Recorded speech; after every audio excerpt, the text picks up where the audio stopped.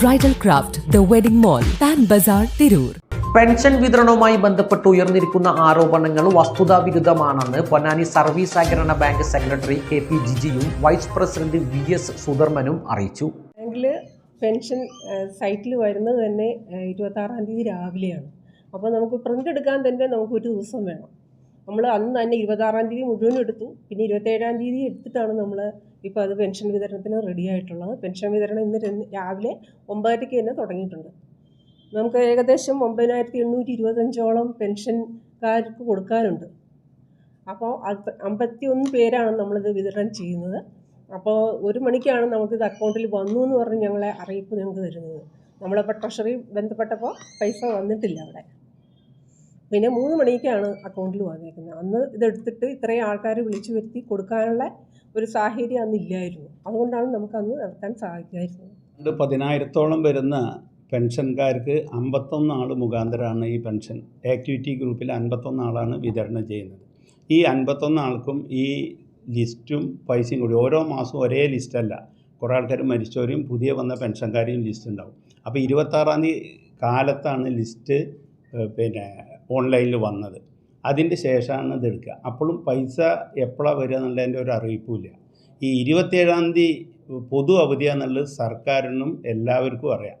പക്ഷേ സർക്കാരിൽ നിന്ന് അറിയിപ്പ് കിട്ടുന്നത് 26-ാം തീയതി ഉച്ചയ്ക്ക് 1 മണിക്ക് ശേഷം. ഈ 1 മണിക്ക് ശേഷം വന്നു കഴിഞ്ഞാൽ ഈ പൈസ 1,83,00,000 ഉറുപ്പ്യ കൊണ്ടുവന്ന് ഈ ആക്ടിവിറ്റി ഗ്രൂപ്പിലെ 51 ആളെയും വിളിച്ചു വരുത്തി അവർക്ക് ഈ ലിസ്റ്റ് പ്രകാരമുള്ള പൈസ കൊടുക്കുക. ഒരു കാഷ്യർക്കോ ആർക്കും പറ്റില്ല. കാരണം പൈസയുടെ കാര്യം ഓരോരുത്തർക്കും വിതരണം ചെയ്യുമ്പോൾ കൃത്യമായുള്ള പൈസ അല്ല. 200 ആൾക്ക് പെൻഷൻ കൊടുക്കുന്നവരുണ്ട്, 170 ആൾക്ക് പെൻഷൻ. അപ്പോൾ അവരെ പെൻഷൻ സംഖ്യ തുക ഇത് ടാലി ചെയ്തിട്ട് ഓരോരുത്തർക്കും വീതം വെച്ച് കൊടുക്കുന്നത് വളരെ ഉത്തരവാദിത്വം ഗൗരവമുള്ള പണിയാണ്.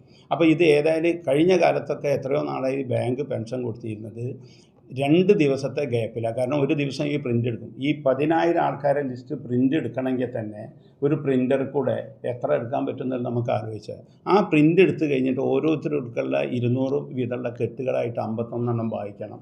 അതിൽ ടോട്ടൽ എമൗണ്ട് വരുന്നത് കാഷ്യറിൽ എത്തിക്കണം. അത് അവർ പൈസ എണ്ണി വാങ്ങിയിട്ട് അവർക്കുള്ള അതിലുള്ള നോട്ടും. കാരണം ക്ഷേമനിധി ഉള്ള ആൾക്കാർക്ക് 600 രൂപയും 700 രൂപയൊക്കെയുള്ള പെൻഷൻ ഉണ്ട്, മറ്റുള്ളവർക്ക് 2,000. ഇവിടെ നടന്നുകൊണ്ടിരിക്കുന്ന വ്യാജ പ്രചരണം.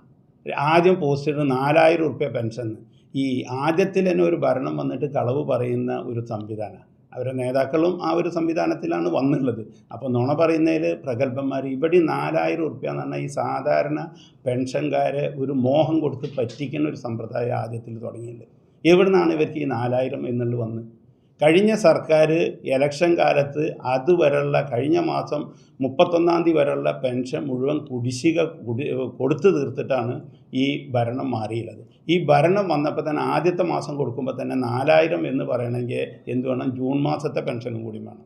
അങ്ങനെ ജനങ്ങളുടെ ഇടയിൽ ഈ പെൻഷൻ കൊടുക്കാൻ പോകുമ്പോൾ അല്ല 4,000 എന്നാണല്ലോ എന്ന് പറഞ്ഞിട്ട് ഇപ്പോൾ ഒന്ന് രാവിലെ ഫോൺ വിളിക്കുക ആൾക്കാർ. ഇവിടെ കാലത്ത് 10 മണി തൊട്ടിട്ട് പെൻഷൻ വിതരണം തുടങ്ങി. കാരണം ഈ 51 ആളിൽ ക്യാഷ് കിട്ടിയവർ അപ്പം തന്നെ, കാരണം അവർ 2-3 ദിവസം കൊണ്ട് ഇത് പൂർത്തീകരിക്കും. അപ്പോൾ ആ പൂർത്തീകരിച്ച് വരുമ്പോൾ അവർ വീടുകളിൽ പോകുമ്പോൾ ഈ UDFൻ്റെ പ്രവർത്തകർ ആ വ്യാജ പ്രകടനം നടത്തി 4,000 എന്നുള്ള പ്രതീക്ഷയിലാണ് ഈ പാവങ്ങൾ നിൽക്കുന്നത്. അങ്ങനെ കളവ് പ്രചരിപ്പിക്കുന്ന ഒരു സമര ആഭാസം എന്നുള്ള രൂപത്തിൽ പറയാം. ഏത് ബാങ്കിൽ പോയി കഴിഞ്ഞാലും 1 മണിക്ക് 1,83,00,000 ഉറുപ്പ്യ വരും എന്നുള്ള വിവരം അറിഞ്ഞു കഴിഞ്ഞാൽ ഇതിൽ മറ്റൊരു ആരോപണം രാഷ്ട്രീയം എന്നുള്ള. രാഷ്ട്രീയത്തിൽ 26-ാം തീയതി അടിയന്തരമായി JRൻ്റെ ഓഫീസിൽ യോഗം വിളിച്ചിരുന്നു. കേരളത്തിലെ സംസ്ഥാന ഗവൺമെൻറ് വിളിച്ചതിൻ്റെ യോഗത്തിൽ പ്രസിഡൻറ്റും ഞാനും പങ്കെടുത്തതാണ്. അതിലവർ പറഞ്ഞ് ഗവൺമെൻറ് ഈ കൺസോർഷ്യം KSRTCക്ക് ശമ്പളം കൊടുക്കുന്ന സമയത്ത് പെൻഷൻ കൊടുക്കേണ്ട ആവശ്യത്തിലേക്കും ബാങ്കിൽ നിന്ന് സഹായം ആവശ്യപ്പെടുന്നുണ്ട്. ഈ 26-ാം തീയതി ബാങ്കിൻ്റെ അക്കൗണ്ടിൽ നിന്ന് 1 കോടി ഉറുപ്പ്യാണ് സംസ്ഥാന സർക്കാരിന് മാറ്റി കൊടുത്തത്. അത് ഭരണമാറ്റത്തിൻ്റെ പേരല്ല. ഇത് സഹകരണ ബാങ്ക് എന്ന് പറഞ്ഞാൽ ഈ രാജ്യത്തെ ജനങ്ങളെ പൊതുസേവനം ചെയ്യുന്ന ബാങ്കാണ്. അതുതന്നെ പൊന്നാനി സർവീസ് സഹകരണ ബാങ്ക് അതിൽ ഏറ്റവും നല്ല മാതൃക കാണിക്കുന്ന ബാങ്കാണ് ജില്ലയിൽ.